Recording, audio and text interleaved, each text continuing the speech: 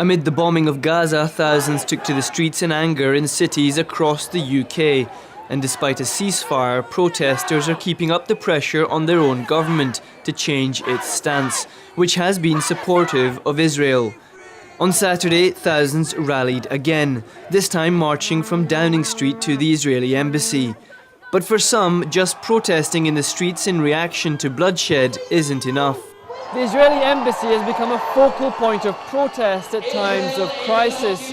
But up and down the country, pro-Palestine activists are involved in many different kinds of action to make their points.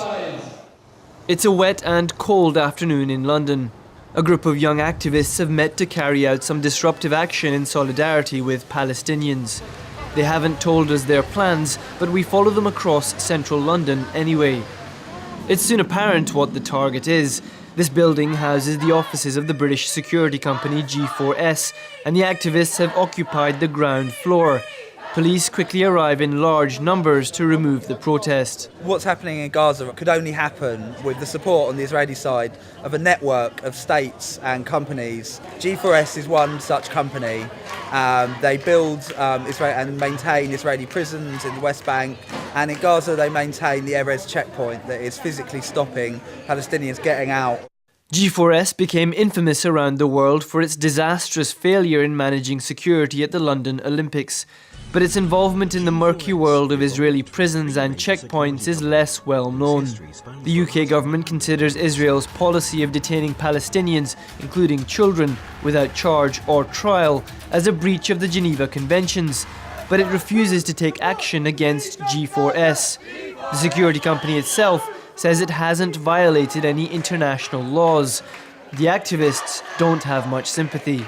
Because what's happening is sustained by companies and actions right here in London, we have a duty to act wherever we are in the world, and we're sending a message to G4S that we know what they're doing and it's unacceptable. Actions by pro-Palestine activists are not unusual in the UK. In fact, over the last few years, they've become a regular occurrence. But Israel's latest attack on Gaza has inflamed anger, and protests like this one have become a near daily occurrence over the past week. And an hour and a half after they arrived, the activists decide to leave peacefully. No arrests were made this time, but the group say they have a list of targets they'll hit next, and that this is a regular action to shame companies profiting from occupation. We don't want Israeli citizens to suffer, but what the Israeli state is inflicting on Palestinians in the West Bank, in Gaza, means that BDS is so important. Like, the whole of Britain got behind the boycott movement in South Africa during apartheid, and they ended it. It works. It really, really works. And we will keep up doing campaigns like this. We will keep providing the targets for people to realise what's actually going on. Later in the day, a different group of people have gathered outside a performing arts theatre, also in central London. Some are queuing to go in, others are trying to convince them not to. On the billing is the Israeli state-funded Bathsheba dance group, described by the Israeli government as the best-known global ambassador for Israeli culture and part of the government's Brand Israel PR initiative. It's currently on a tour of the UK, but its performances have been disrupted by pro-Palestine activists in several cities. Supporters of Israel describe them as hate-mongers. Do you boycott a group of dancers who are expressing themselves in an artistic way? What has that got to do with politics? What has that got to do with religion? They are an artistic, contemporary dance group, nothing to do with politics. Anyone who wants to boycott them will know that boycotting just divides people. Culture and art brings people together. Those are the sort of people who go on rallies and saying down to Israel and anti-Israel comments. Where have they been in the last 18 months when 40,000 Syrians have been killed? Activists insist this is about boycotting the Israeli state and its associates, not individual artists. Historically, culture and politics have always gone hand in hand. And right now, they know that the world is slowly waking up to the aggression of Israel, and that's why they're sending dance troupes like Bathsheba around the world to try and justify and try and make what they're doing seem a lot more palatable. The Israeli state is breaking international law, is breaking humanitarian law every day with its killing. It's not about individuals, it's about institutions, and it's about the institutions that support occupation, colonisation and murder. If Bachiva was just a dance group, I wouldn't actually be boycotting. But Bachiva is actually state-funded by Israel. So they will try and conflate the issue into Jews versus Muslims. It's not. It's about human rights. Yes, many of us have actually been onto demonstrations on Syria as well. But we are here as well because we're human rights activists. One by one, activists inside the theatre stood up and disrupted the performance before being ejected from the venue, sometimes by force. They say their presence has received a mixed reaction. Some people want us to go away, some people want to hear from us and are worried. Some of them are going in, they're not sure whether they should go in, but they paid for their tickets. But they'll think differently about the performance, having heard what we've got to say. This member of the audience who left early said the show was excellent, but he sympathised with the sentiment of the protest. I hope that more people have got the guts to do something about it, rather than going in there and sitting and watching that show. It's an excellent show, mind you, that is true. But I think there's a time for a show and a time for grieving. Some of the boycotts have borne fruit. A long-running campaign against the Israeli cosmetics firm Ahava, which operates in and takes resources from the occupied West Bank, resulted in it being forced to close its flagship London store. In other places, some city councils and universities have cancelled contracts with firms involved in the occupation.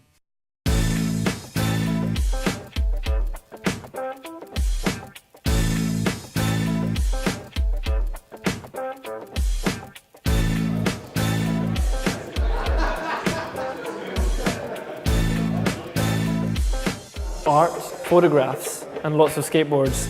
You might be wondering how all this fits into a report about activism.